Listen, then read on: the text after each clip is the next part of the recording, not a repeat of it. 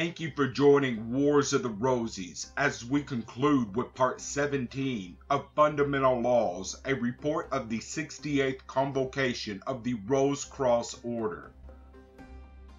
The Sons of Osiris. Listening, we hear. Looking, we see. In silent spaces, long-vanished scenes and events are before us. Passing from the busy sounds of outer events to the inner stillness, we hear the murmuring of the rising tide of human souls breathing upon these western shores, and afar the music of wave beats, as this human sea of souls is driven in this present age, seeking evolvement higher on the spiritual scale, here and now. Souls from the long past, the many bearing stains and darkened records of former misspent incarnations, some blackened and seared by awful deeds, some dwarfed and mishappened through former warped and selfish lives, some just beginning, some utterly lost, their individuality appearing in the present bodies for the last time, and the few bright and shining ones who have afar back washed their sins away in the blood of the Lamb, the meaning of which is, blood symbolizes regeneration, the Lamb is the universal Christ, principle hence, washed in the blood means regeneration through attaining to Christhood, which can be done by no man except with the help of the great brotherhood, after he himself chooses and wills the mastery over his own lower self. And even the Master Christ, Jesus, required such help. Now each human is to a large extent what his soul makes him together with his traits inherited from his physical ancestry. On the other hand, his soul is just what he has made it himself in his past lives, and will be for the future just what he is now making it, and will make it in his present and future lives. This implies most certainly that whatever is his lot, he has made just that for himself. This brings us to the fact that the great Master Jesus was not such because he was originally any greater in soul than any other beginning soul, but that he was in that incarnation just what he made himself in past lives, no matter how few or many they had been. Moreover, the physical ancestry which each soul seeks in reincarnating, insofar as such can be supplied by the world at the time being, is determined by the character which its past lives had given to that soul.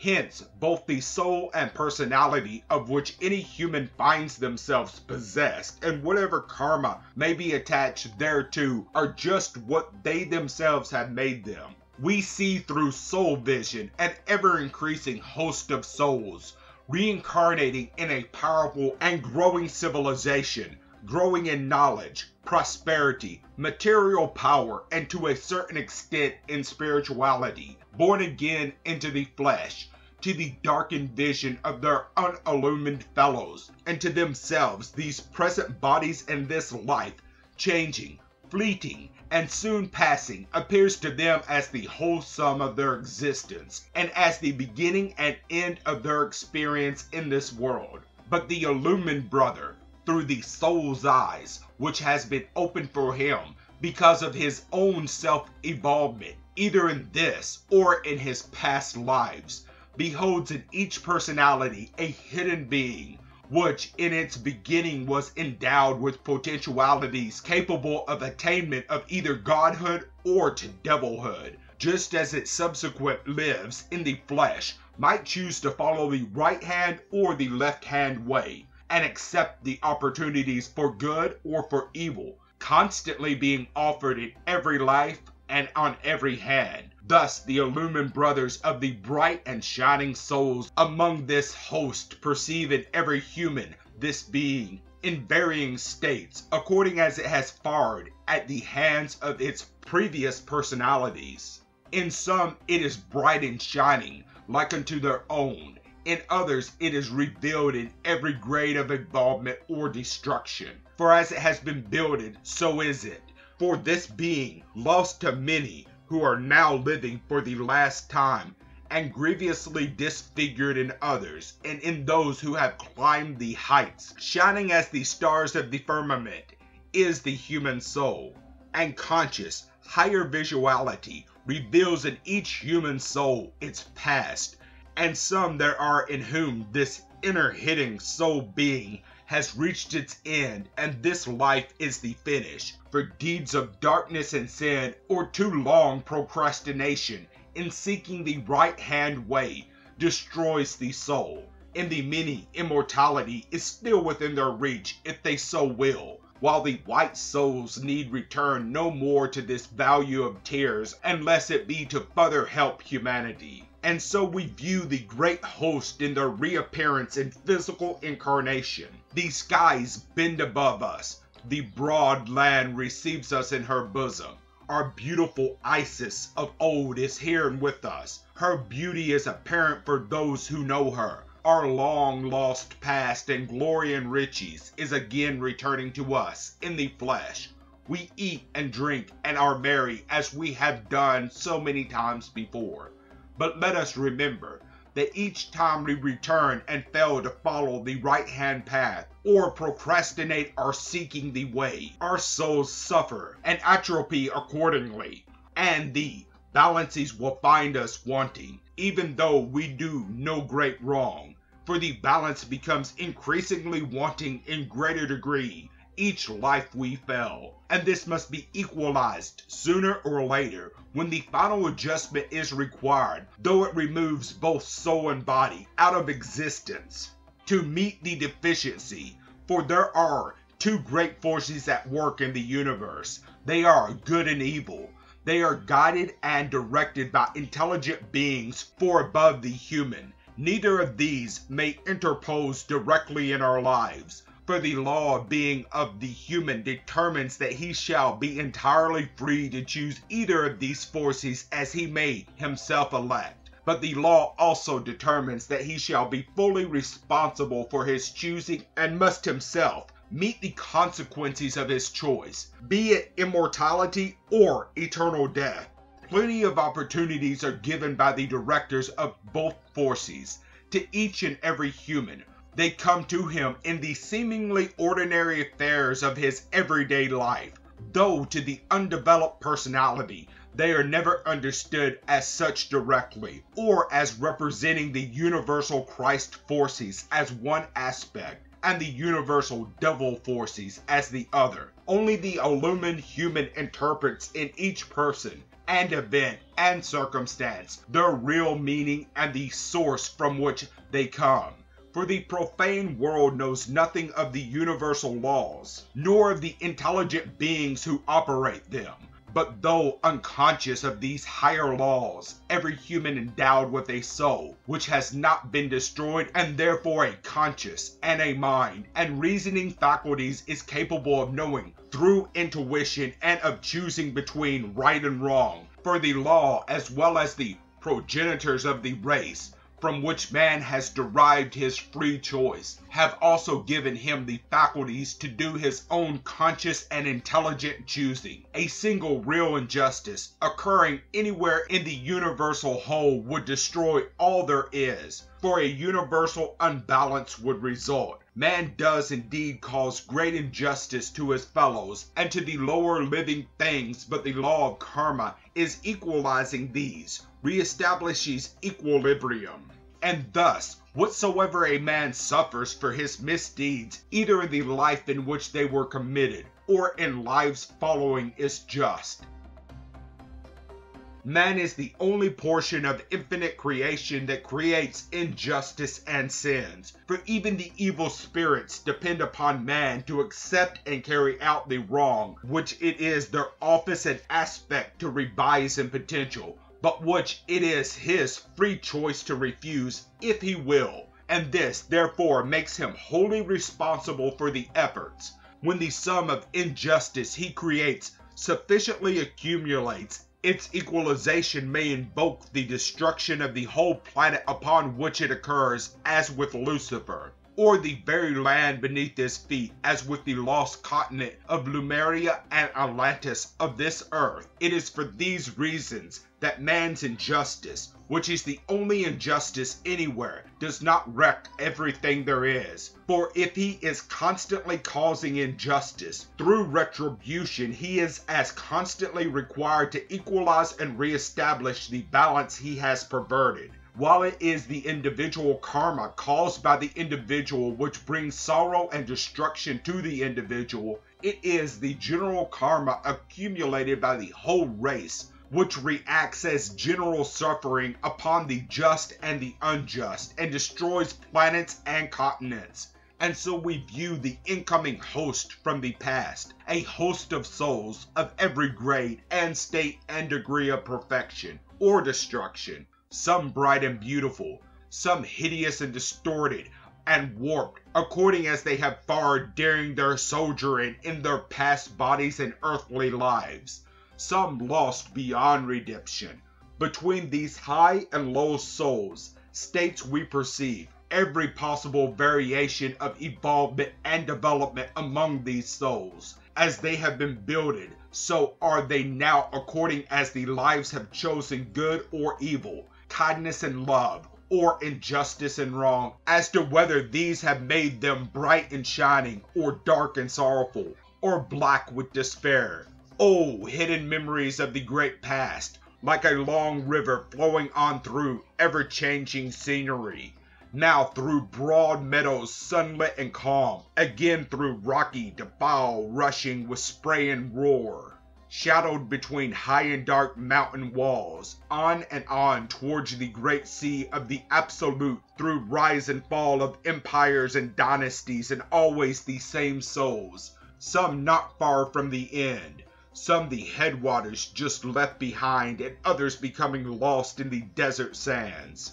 These memories, for the majority, which have never yet been awakened by them, for the soul cannot be awakened by lives lived for physical bodies, however passively good these may be, or how much worship is devoted to an unseen and unknown deity in the abstract. It can only be properly awakened by seeking the masters to be found associated together in the great mystic fraternities, such as that now known as the Fraternity Sons of Osiris, is among the best and oldest. It is safe for no man to attempt soul awakening alone. He will be assailed by the Black Brothers on all sides, and without the protection of the true masters, is almost certain to fail and perhaps be lost. Without the true training before the awakening, the experiences of that awakening together with the pressure of the terrific flood of memories of his past lives will sweep him either into the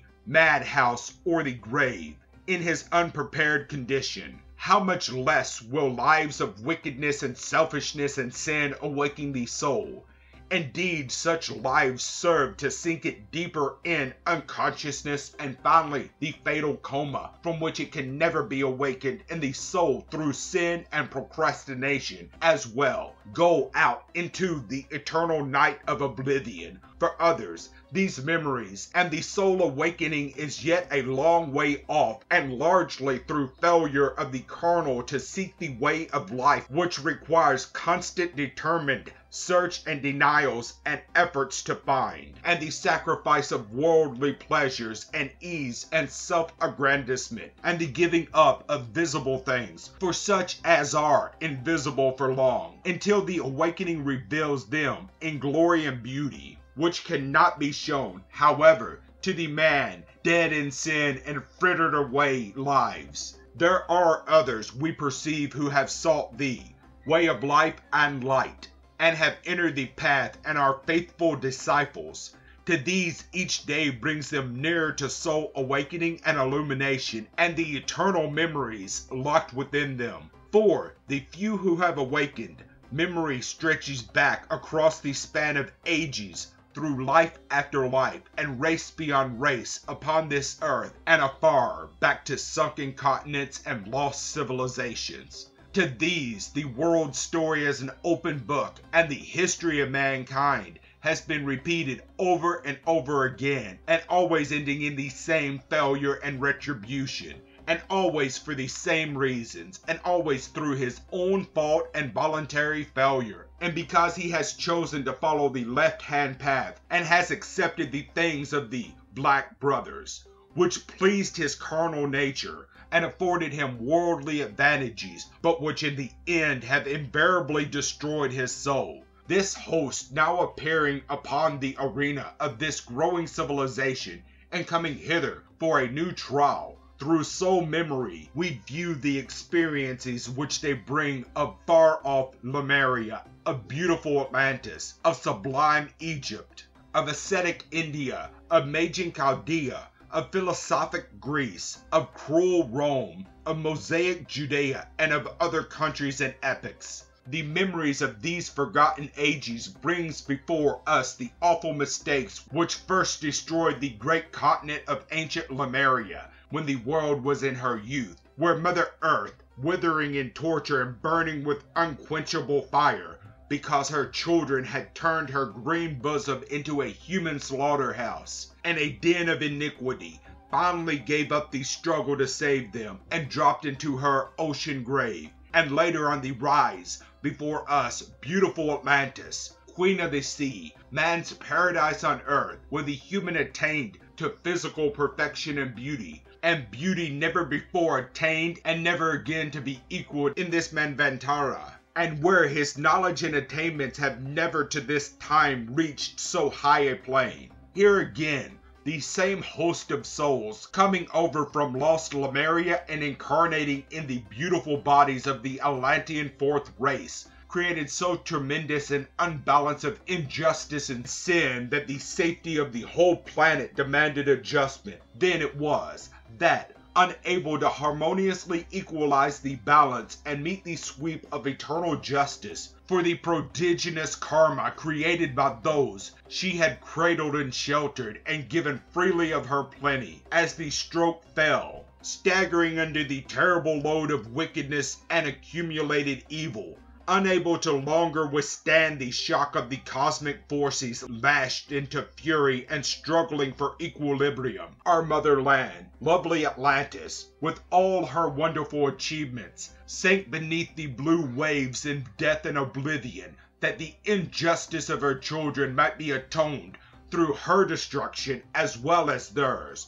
For when great imbalance has been accumulated through the wrong actions of men, the whole earth is affected by the general karma. When this becomes sufficiently great that it cannot be balanced through destruction of the inhabitants themselves, then the very earth itself beneath them will also be torn and convulsed and disappear as to its former conditions. But though all went down and destruction overtook the dwellers of Lemuria and Atlantis, and equilibrium in nature was re-established, yet the karma against them has not been fully requited even yet, nor the balance of past misdeeds equalized. There is still in thee cup of sorrow, for these now appearing here proportions to be finished, both from these long ago races and from later ages. We see again in the panorama of memory these same souls and later civilizations building in their bodies empires and kingdoms, and greatest among these, Egypt the fallen. Down through the long dynasties of pharaonic glory, memory recalls the scenes of magnificent beauty, of sublime wisdom and knowledge, the mighty civilization of the flower of the Atlantean souls reincarnated, the mantle of the occult power of Atlantis laid upon the shoulders of the ancient Osirian priesthood or brotherhood. However, compared with the majority, these were, few in number, advanced souls who had evolved along the pathway upward to mastery and illumination, and wholly worthy and true. And what is recalled of the great multitude of souls down through these ages? During the earlier dynasties, the rulers themselves were also initiates, and the people were guided and taught in the higher things, and righteousness reigned, and all things were well. And Egypt in those days bloomed as the rose and was green and fertile. But the blackness of the past gradually awakened. More of the souls of wicked ones of the past reincarnated. It was easier, as before, to follow after the evil things of the flesh and aggrandizement of self of the left-hand way. The wickedness of former lives on the lost continents was still in them. The throne became corrupt, and no longer lofty souls came down to incarnate and rule the empire. Many of the priesthood walked the left-hand path and became a band of sorcerers and black magicians, and only a few illuminated souls any longer reincarnated, and these were persecuted and their bodies often destroyed because they opposed the prevalent evils. Wrong and injustice accumulated, and again, as in the forgotten past, piled high against these souls, and here it was Egypt who had received them this time, and nurtured them who must share the consequences with them, for which she was innocent. For oh, what death and ruin has come upon every land which this galaxy of souls has appeared, which is now appearing upon this North American continent. It is only the true mystic brothers who holds the key to the knowledge of the vast desolation in the wake of these souls. It is we, knowing these things, who now strive and pray that we may prevent a repetition of these awful calamities again here. It is we alone who, knowing,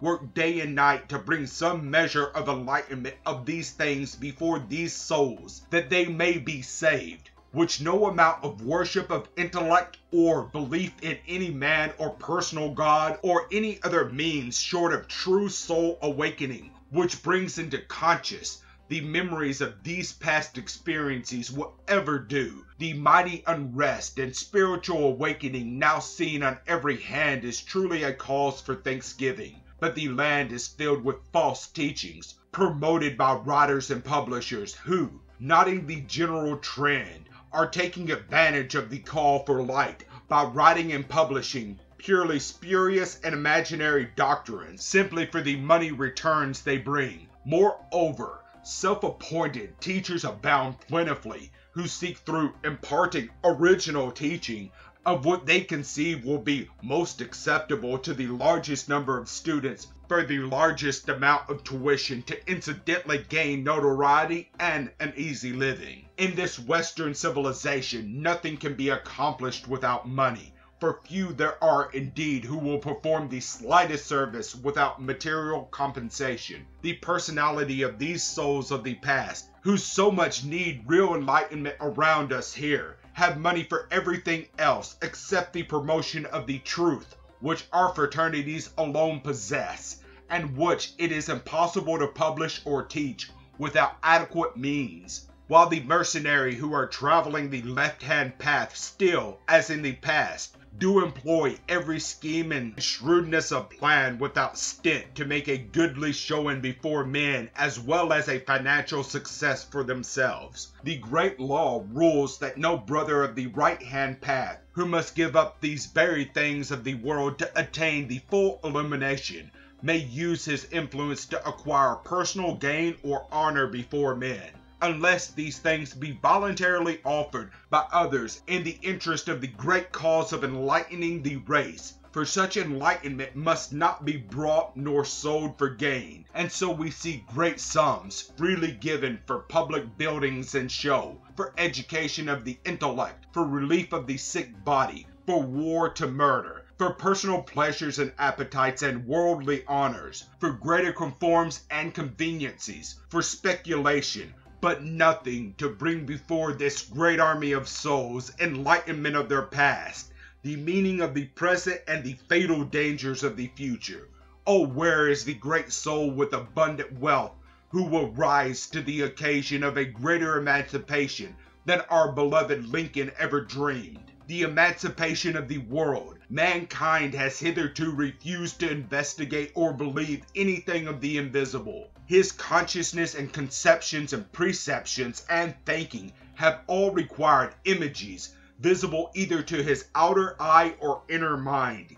Anything beyond these, he has never known anything of. To attempt to teach the generality of men truth requiring perception higher than these images visible to his eye or mind is to make him an unbeliever, a skeptic, and too often an enemy to the one attempting to teach him. And yet, The only real perception is higher than any image or picture possible to be formed before the eye or mind, and hence no physical eye or mind ever yet conceived a reality, but merely an image of it corresponding to the individual's ideal, which he, unable to perceive above his own ideal, therefore never perceives the truth, and he moreover, unwillingly to be led across the unknown to the higher plane of perception, remains forever in darkness. And this is the main reason why the world has always repudiated the mystic and followed the flesh and the devil, and has required visible churches and means of worship and religions, and has constantly fallen by the wayside and piled up accumulated karma and brought destruction upon the very earth they inhabited, and why these souls must further suffer, now here on earth, in these present and in future bodies, for the long lurid trail of destruction and desolation, and still unrequited karma which has followed them all along the way in the past. And this is why this race, as a whole, will continue to dwell in spiritual darkness unless they can be reached and enlightened and raised to the higher plane of perception, and why they will continue to accumulate more karma and sorrow and eventually destroy these lands whereon they dwell, just as they have destroyed everything pertaining to them in the past. For these are surely the same souls in new bodies coming up out of that long past. Illumination, then, is the attainment through evolvement of the inner faculties of perception, of conscious and real knowledge, which does not require visible images or forms for the operation of thought or memory, though indeed, where images are formed at will from such higher perceptions, they will necessarily be true, and not illusions formed from individual ideals, as is the case with the unenlightened. Who then will open their eyes? The churches have set up a man as an idol to worship and teach simply that belief on him, like looking at the brazen serpent in the wilderness, will save them, and leaving them in darkness as to where they really are, or who they are. Though all praise should be given the churches for whatever good they have accomplished, which has been much, perhaps as much as man would heretofore receive. Science has failed to reveal to man practically anything of his past or of his real nature. She is now blundering at the borderline of the unknown and must either accept mysticism as authority or go away back again and try it all over, though discoveries are soon to be made of occult forces with which we are perfectly familiar in Atlantis, and that may compel her to acknowledge the immaterial. Of what avail was science or formal religion to Lemuria or Atlantis in their dying thrones, had some of her influential and rich citizens devoted themselves more to promoting true mystic teachings among the people towards their enlightenment, rather than to their own sinful pleasures and position in the eyes of men, they might have been saved to this day, and all men recognize that if the Jew had listened to Jesus and honored him, that Palestine would still be fruitful and fertile as it was then. But the rich follows after the science which busies itself with external things and repudiates the real, and reveals nothing to man of his soul, which suffers on and on, hoping for a day when it may enter a personality which will seek and find it and save it. For an ignorant personality long ago, when it began, may have filled this soul with such unfavorable things that it could reincarnate next only in another unfavorable personality, who still further filled it with unfavorable things, and so it has been from bad to worse. And millions are freely bestowed upon the churches, and the rich man sits in his pew each Sabbath and listens to the eloquent discussions of vicarious atonement, whereby the Master Christ died that his blood might wash away all men's sins, if they will simply believe that he was and is the Son of God. But he never hears anything about all men becoming masters in Christ, which they must finally do or be lost. Nor does he hear anything giving him the slightest guidance or enlightenment towards the knowledge or finding of his own soul. that he may become such a master and thus find real salvation, which saves and in which there is certainly immortality. Nor does he hear that there is a way by which he may gain full knowledge and come into possession of complete use of his soul while he is still in body. And finally, these millions have not as yet been taught that all men are sons of God, equally with Jesus, if they, like him, choose as he did, and like him enter the door to the mystic brotherhood, which is the only way of truth and ever has been such, and through the teachings of the brothers become, as he did, Christ and masters and sons of God. What is the meaning when we say that Jesus or any other human is a Christ? It means that he has become, through evolvement on the mystic path, a master of love. For the universal Christ and the universal principle of love are the same thing, and any man who has attained to be a master of this has become a Christ. And no man ever attained to be a Christ except through the door of one of the mystic fraternities and the Master Christ. Jesus was a member of the Essene Mystic Brotherhood, from whom he received his initiation. Who then is there among us that will, for his abundance, furnish the means that will carry the torch among this host of souls, sitting in darkness upon these shores, whose personalities in the future will pile up a karma more deadly to this fair hemisphere, even as they have before in other lands, than pestilence or famine? For they will surely destroy their own bodies and the soul beneath their feet as before, unless we can succeed in teaching them and leading them to the truth and light and the real facts of their past. Already the old traits are appearing among them, and with the present awakening spiritually, the time is at hand, and the bridegroom cometh. But there is little money to buy oil for our lamps, and the law demands that such money must be supplied voluntarily from those who are to be taught and saved, for they must first seek us as evidence of their sincere desire to know the way of immortality. In the long ago, in ancient Egypt, these same souls in other bodies committed great iniquities and wrongs and injustice, and the balance was broken as before, and the karmic retribution overtook them and all things besides, and the tribute exacted by the law through our Egypt, the mother which we, her sons, loved well, into the crucible, that the universal whole might be saved from the consequences of evil deeds through her destruction and sacrifice in the purifying fire of equalization. And the fire has burned and seared our beloved mother, whom we of the multitude so greatly wronged, and her glory and magnificence is no more. Her proud empire is in ruins and desolate, and alone and only dead, gray sands, the ashes of her former beauty, are carried by the winds over her still burning desert waste. And fair Isis has departed from A, and all that remains, as in the long ago, is the lonely Nile, which still flows past the scenes of other days.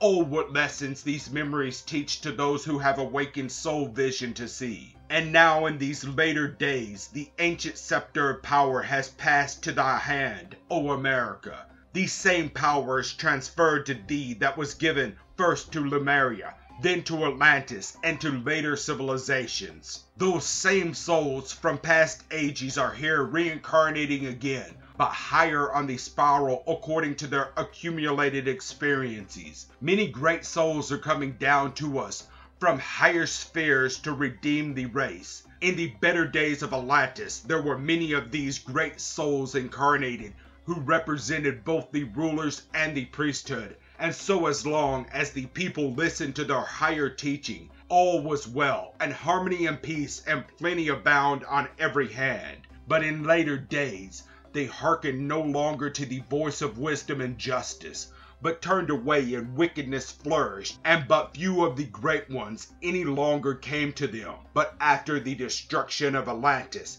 these same great souls carried much of the wisdom and knowledge, reincarnating in later civilizations, principally in Egypt, though by no means in her alone, where they were in representation, with as many disciples from the people as elected to like evolvement, which were in early ages a great number. All those were organized for mutual cooperation into a general order known as the Brotherhood of Osiris, the inner circle of which was known to the elect as the Grand Lodge of Initiated Masters, which has never ceased to exist to this day. In later dynasties, the Brotherhood became known as the Ancient Order of Osiris. It was really through this great order that Egypt became what she was. All of the ancient symbolism originated in the order. All of the wisdom of this classic land was taught through the Osirian Brotherhood, brought down from ancient Atlantis through enlightened and evolved and reincarnated ones of the Atlantean white-souled priesthood, some of whom had acquired these things through untold eons and evolvement reaching back into past Manvantaras. In later ages, undoubtedly, the greatest of these was the Great Master Soul reincarnated in the man Jesus to fulfill the messiahship of the age just past, which so began its involvement several Manvantaras afar back. And in these later days, we bow our heads in memory of the great dead past, for Egypt has fallen. No longer do the great soul host of the past seek reincarnation upon her sacred soul. The ancient order of Osiris is no more as of old, though not entirely extinct, for the few still return to the land of ruin and loneliness.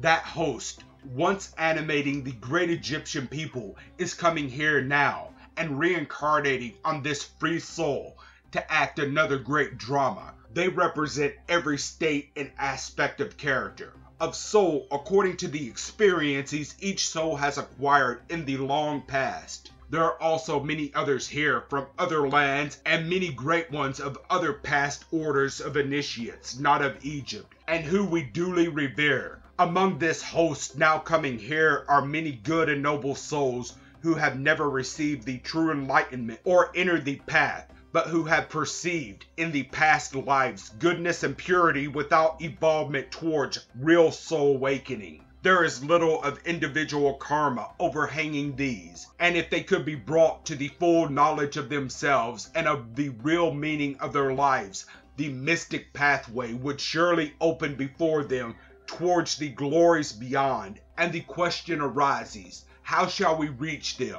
If all had been like unto these in the past even, destruction of the whole would not have taken place, but the wickedness of the majority created vast general karma, and those who were good and pure suffered at the last for the transgressions of the wicked, and moreover all of those wicked ones of these times whose souls have not been lost are returning again here. How then shall we avert the disaster ahead, which these will surely cause unless we find the way to bring enlightenment to sufficient of their number that too great karma be not accumulated? Looking out over this broad country, we see many of the great souls of the ancient order of Osiris reincarnating in America, and many of these are uniting in the order whose name has been here changed to the Fraternal Sons of Osiris, with centers in the United States and Mexico. To recognize these great ones from other men is impossible to the profane of the world. They come and go and fill all manner of professions and positions and labor like other men and women. Their power and greatness is in the silent places and unseen by ordinary men. The law forbids these to produce phenomena or to use their powers for their own personal purposes, or to influence other men against their own choosing, for this would be depriving them of their rights of free moral agency. The black ones, however, are also all around us and do not hesitate to use their powers over any who will yield to them, as may be witnessed on every hand. Were the white ones not in authority, the black influences would speedily create with such wickedness and karma through humanity that everything would, in a short time, be utterly destroyed. Reader, think not these are fanciful things. Everything here written is perfectly visible and plain to any human being who will follow the teachings of the fraternity, and who has an undestroyed soul, and who thus attains to awaken higher vision and perception. And there never was an initiate who was unable to see and know all this. The only trouble is that we cannot get the majority to do the things necessary to acquire all of this knowledge and all of these powers also. The Order, as in the past, seeks the enlightenment and illumination of the race, so long as Atlantis listened to their teaching was she great and good, and likewise later Egypt, when these turned from the counsels of the Brothers of the Order and yielded to the influences of selfish men. Black forces working through these. Both fell after a time and are to this day desolate.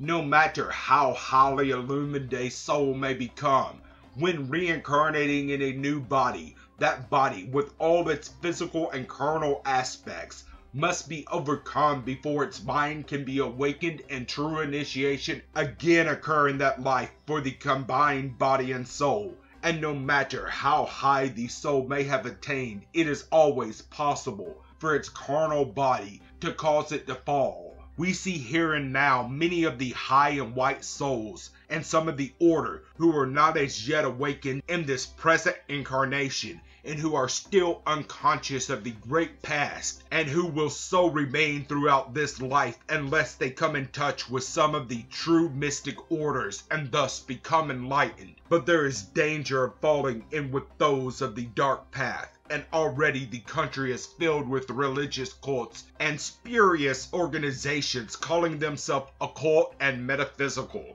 These are, for the most part, black. The materialistic teachings and trend of the present time has developed a people wholly opaque and dark to the great transcendental realities pertaining to themselves and to their relationship to the past and to all knowledge of the souls within them. And indeed do they seriously question whether there is anything more than this material world and their carnal minds and bodies.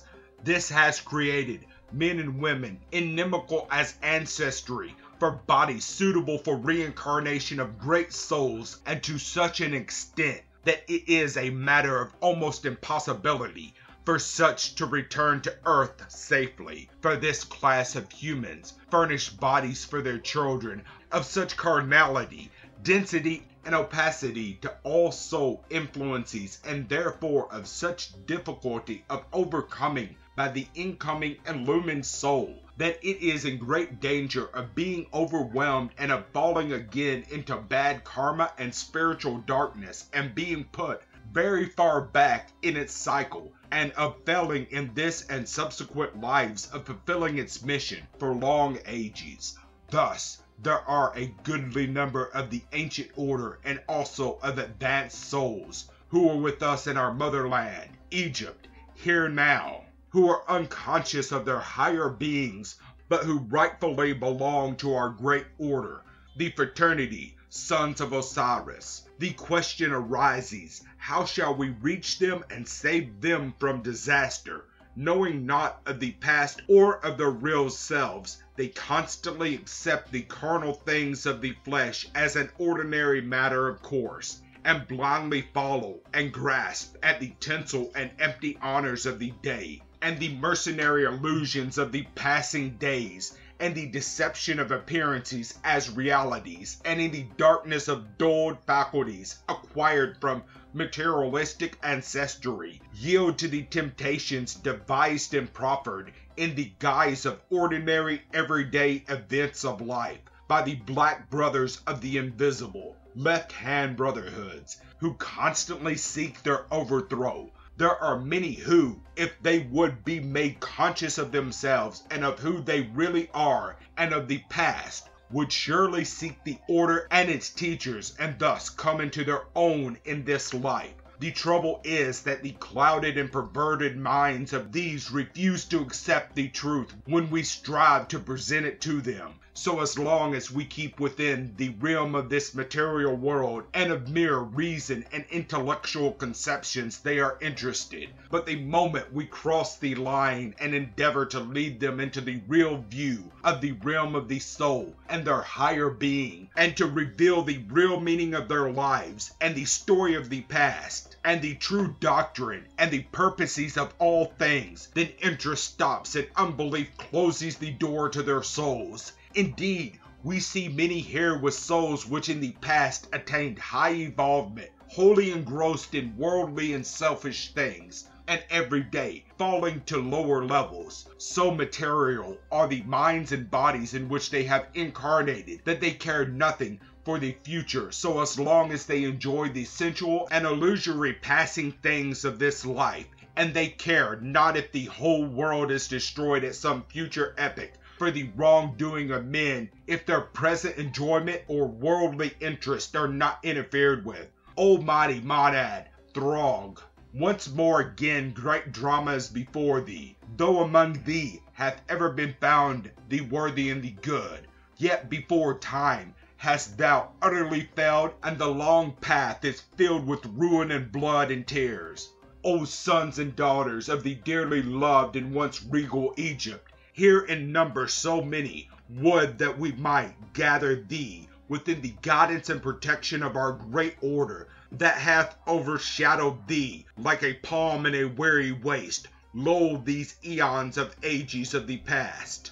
The present order, sons of Osiris, is the same order and directly continuous of the ancient order of Osiris, which is as old as Egypt herself. The order fully recognizes the supreme mastership of Jesus the Christ. It accepts the disciple down on the world plane who is truly sincere and develops him to the highest initiation and illumination and helps him to find the Christ within himself. As his consciousness awakens, his past unfolds, and in the eternal memory of his own soul, he reads the story of his lives from the long ages gone before, and thus finds himself. His awakened consciousness becomes illumined, and he comes into the attainment of universal knowledge, in which all things are made plain to him. Then he realizes that the fleeting pleasures of the carnal fade into nothing when compared to such joys as these.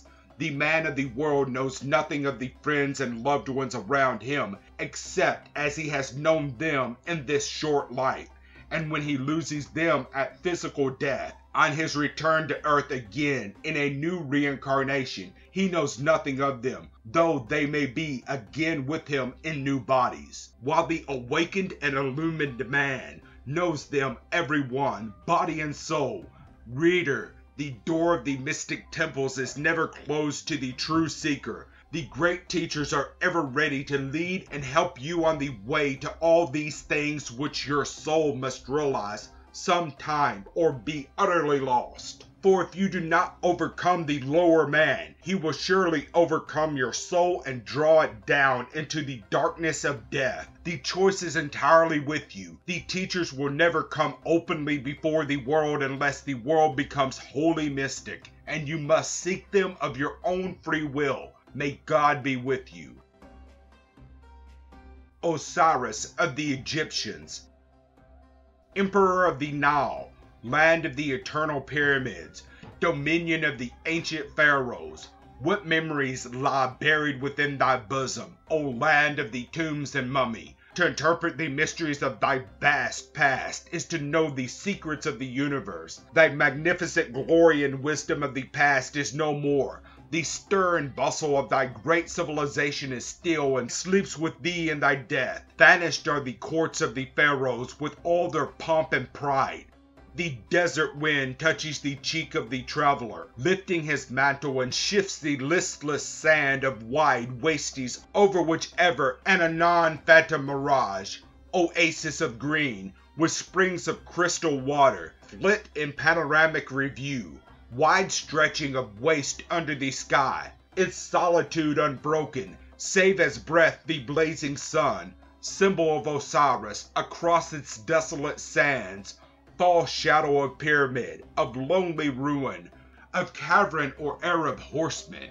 Wherefore art thou desolate and alone, green and fertile valley of the past? Whither has departed the bosom and verdure, thy glory, thy wisdom, and thy supreme understanding? Aeons of ages ago, on the banks of thy silent Nile appeared a mighty and imperial people, and besides thee, ever-flowing river, within stupendous temples was taught the eternal doctrine of the only truth, of the absolute of all that is. Upon thy temple altars, perpetual sacred fires told their story of man's immortality, the story of the soul's fire. But alas, thou art gone, and only heaps of ruin remain to mark where once arose the wonderful structures of thy building. Whence tarriest thou, O beautiful Egypt, queen of the East, daughter of Isis and Osiris? Hast thou taken a long journey to a far country, and returnest after many days again to thy own Nilos? From far away upon the shores of time, her voice answereth across the ages.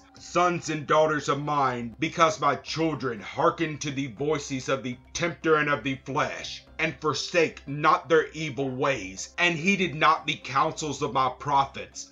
Therefore must I forever remain a wanderer and return no more to my native land, which hath become desolate and forsaken. However, in these latter days will I return again to earth among the children of men of other lands, to such as shall heed my voice and serve our great Father God, and they may find me even the same Egypt, the same Isis and Osiris, manifest among the chosen, even among those of the ancient order of Osiris. And I will bless them abundantly and watch over them and teach them the way of holy wisdom and of immortal life, even as they were taught while we were together in our beloved country. Of days no more, Egypt the fallen. For behold, my power and beauty and magnificence hath perished and departed in oblivious night in the long ago. Had my children listened to the voice of wisdom and turned towards the true light of Osiris, surely would my glory have endured forever, and throughout my cities and land would resound the music of the harps of 1,000 strings, and over my arid waste would yet be spread the mantle of exuberant fertility, and all the world would know me and honor me as in the days departed.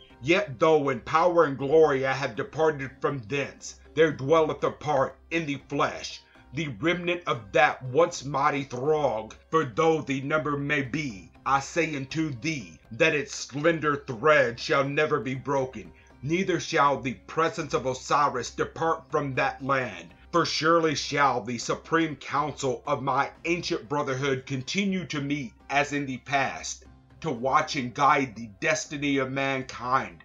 Though thrones rock and destinies rise and fall, had Egypt accepted the light and guidance offered her in days of her glory, her waste places and alone desolation would this day blossom as the rose. But she would not, and, alas, how she hath fallen!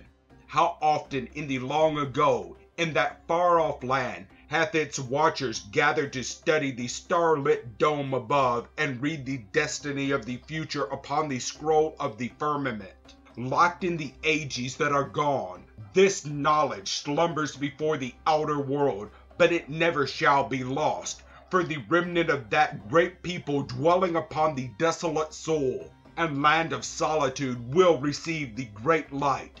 There is one all-pervading radiance, one presence, since earth began, watchful, brooding, omnipotent. Upon that lonely land falls still the light as in the other days, the light of Osiris the glorious. Even upon all the world falls his radiance, visible to all who understand and know, not in burning sun, whose rays sear and consume upon a desert plain, or yet a vivifying orb falling upon more favored to men of the present, that he may turn towards the giver of all things. More favored lands, calling into manifestation living forms of vegetation, is seen the real Osiris, The ancient brotherhood of Egypt worshipped not the visible sun, which they regarded as but a symbol. The modern profane would class the ancient priesthood of Egypt and their sublime wisdom doctrine of Isis and Osiris as heathen worship. Nothing can be further from the truth. Ancient priesthood worshipped not the visible sun. Those ancient races were not benighted heathen any more than they were a part of the lower classes who knew not of the higher truths through their own perversions, even as there are plenty of heathen all about us even in these days. It is true that the vulgar and profane among those populations, not comprehending the higher meanings of the doctrine, even as the same classes fail to comprehend in these later days, demanded that some religious formology should be taught them. Some formal religion has to be given to the masses to correspond to their crude views. All that can be safely revealed commensurate with their limited understanding, limited through no one's fault but their own, was given by the priest, and the ignorant masses largely interpreted the teachings as worship of the visible sun and other visible objects. Those who were sufficiently enlightened to enter the inner circle ever bore high aloft the torch of wisdom and deepest knowledge of God and His universe and its mysteries. To those who sought the great truth, the temple doors were ever open. The earnest seeker for the higher truth has never been denied the teaching, and every assistance has been his for the asking, since man appeared upon this earth. But in every age and race, the real knowledge and higher way of life has ever been rejected by the majority, precisely as they are rejecting it in these days, who have only themselves to blame for the awful consequences of their mistake. Witness the destruction, for this very reason, of every civilization of the past. Behold how great is the heathenism of the present day. The difficulty lies in the willful lack of understanding, in a self-blinding and materialistic race which refuses the well of pure living water within, which is ever ready to spring up into eternal life and joy. Look out upon humanity of today and its desolate lives, a desolation more complete than Egypt's sands, and for the same reason. Search among our men and women, living in voluntary darkness and only for self, where souls grow weaker every day, buried in material clay, perhaps already lost. Of what avail are a few empty honors, houses and lands, bank accounts, fine raiment? These are well when rightfully used. Often do they become a curse to those who devote a lifetime to their acquisition, while perhaps in the very hour of triumph of possession, when the laurel wreath of victory over worldly conquest is placed upon the brow of the seeming conqueror, will his hopes turn to ashes over some secret remorse, or God say to him, "Thou fool, this night shall thy soul be required of thee."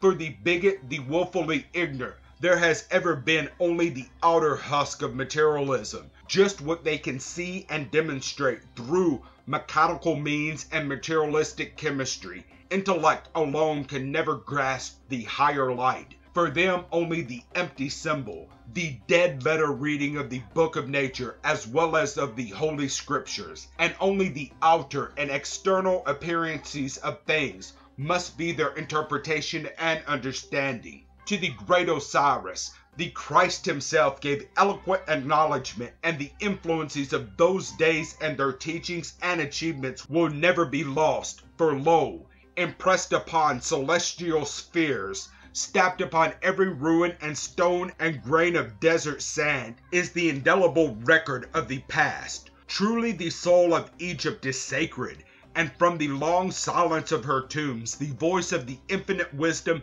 and omnipotent acknowledgement is speaking for those who can hear. Materialistic science herself has reached the broader line of the material, and is striving, through the analysis of crude matter, to pierce the veil beyond, to find out what is beyond and back of matter. But the infinite can never be discovered by finite methods. She must either accept the facts pertaining to the universe, known and taught by the mysteries ages ago, or fail and continue to remain within the night of materialism. Of our own race and time, what shall the record be, if humanity continues to refuse the freely offered light and divine call? Then will the race surely plunge again into an awful night of destruction and darkness, and from the few survivors, the future race must slowly and painfully emerge and rise again. Every civilization of the past has repeated the same history. Each grew into power and greatness, and as it reached its zenith, the opportunity was offered to turn from worldly sins and pleasure to the truth and light. All have failed. Will our present civilization fail? At present time, there is every sign that man is turning his eyes towards the true light. The world is filled in these days with cults who are striving to climb upwards, and the long-lost brothers to the world of ancient orders are preparing to draw nearer to the children of men. Let us pray that all may be well. Brother, would you learn the path of immortality, or will you cling to the world of change and illusions, of empty forms and dead letter appearances of yourself and your surroundings, taking things and people for what they seem to be, including yourself? Or will you drink of the pure spring of water so graphically described by the great master, Christ? Who is there among you to enter the great stairway, F-O-S-O, each step leading progressive lessons from the brotherhood to lofty and sublime realms of spiritual wisdom, understanding and knowledge, to the understanding of the universe and of your real selves, to your realization of the great Osiris. Sons of Osiris. The name Fraternity Sons of Osiris is synonymous with the ancient order of Osiris, and a direct lineal descendant of the ancient priesthood of Egypt, which was known as the Fraternity of Ptah.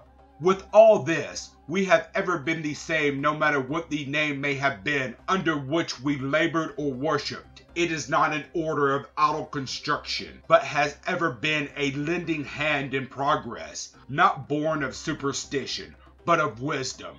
True, we do understand and master forces that to the uneducated appear as superstitious. Yet, all is in accordance with natural laws. We acknowledge that our archives hold the history of ages and nations, supposed to be lost to the world, and that the ancient wisdom is equally understood and practiced for the same initiation. That is, the same secrets that were given the initiate then into the greater mysteries are given the initiate of those degrees at this day. In the past, the object of the Sons of Osiris was to educate those who qualified to be received into the mysteries of nature, man's relationship thereto, his mission upon this earth, his past incarnations, and whither he goes at this departure. Thus, knowing himself, his past, his future, he was no longer a wanderer upon the deserts of life, knowing not where he goeth or from whence he came, but he became a useful factor in the great plan.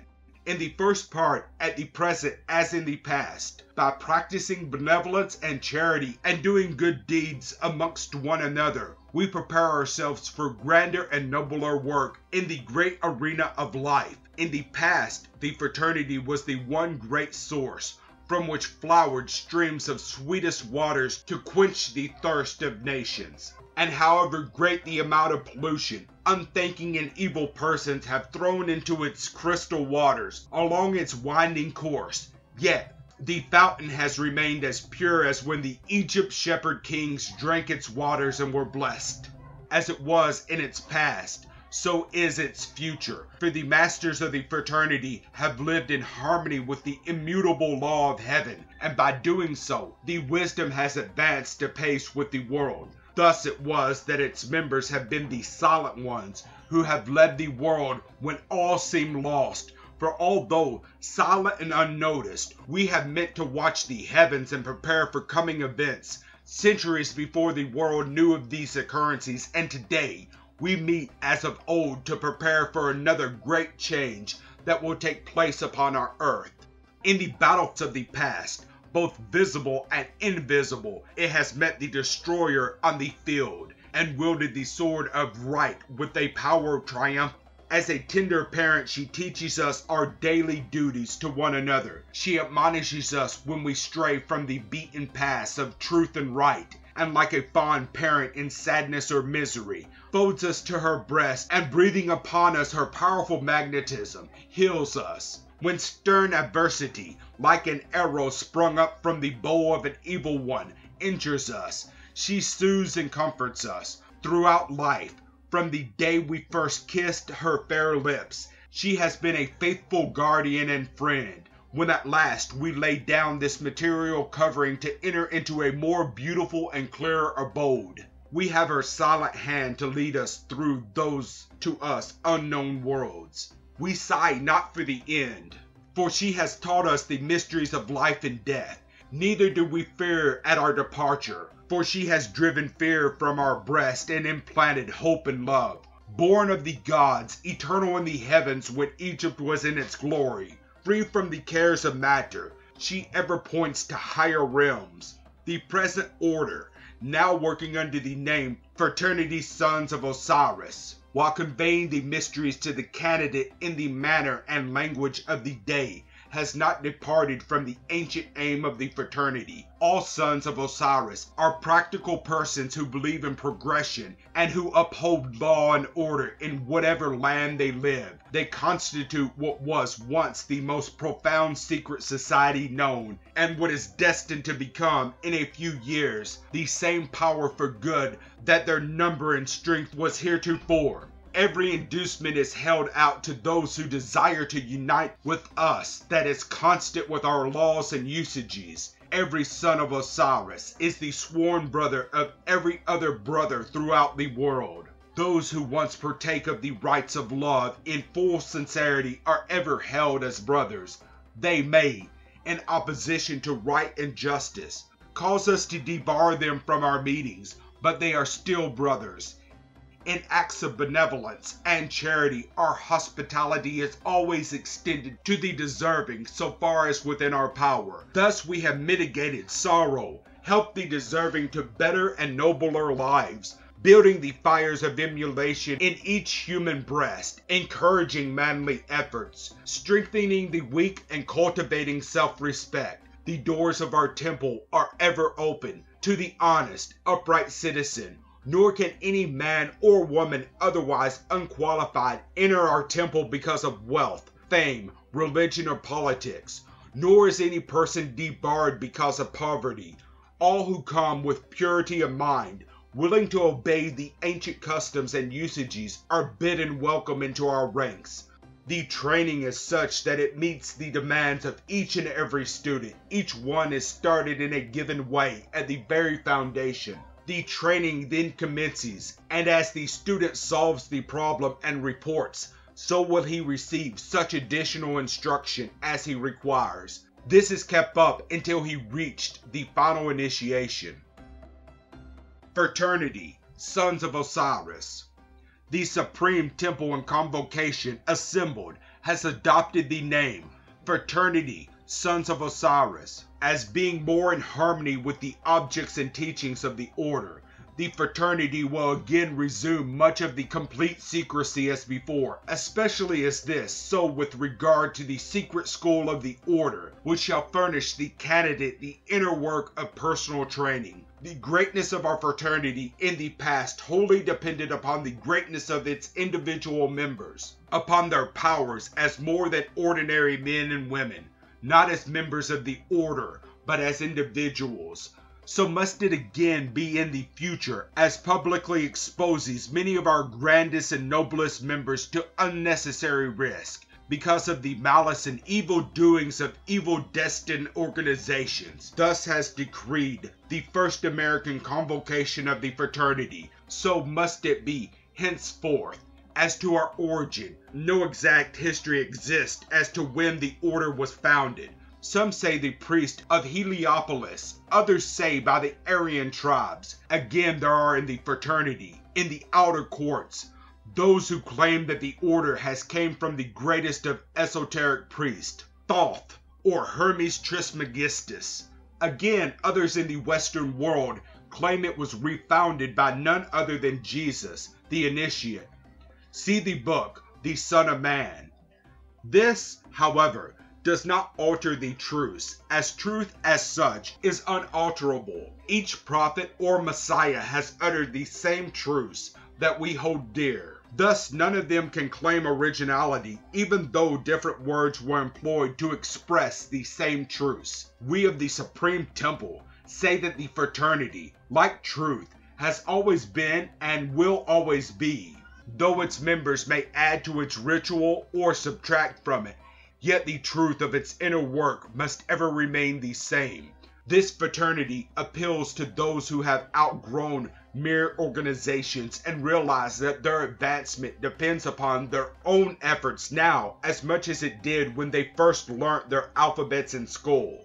Though the fraternity teaches those who make effort to learn, yet each must himself bring out of himself the greater truths. This fraternity has no connections whatever with any other body, yet frequently joins hands and assists others to accomplish the good work they have set out to accomplish, and therefore we are not at enmity with any other body that may be interested in the welfare of the human family. Those who desire in higher thought and vibration will be attracted to us and will remain true to the higher self. Such as belong to the mere curiosity seekers will never care for more than the teachings of the lower grades. Others again will cling to us as particles of iron clung to the magnet. These are the souls that have made the fraternity a name to sound with an echo down the corridors of time.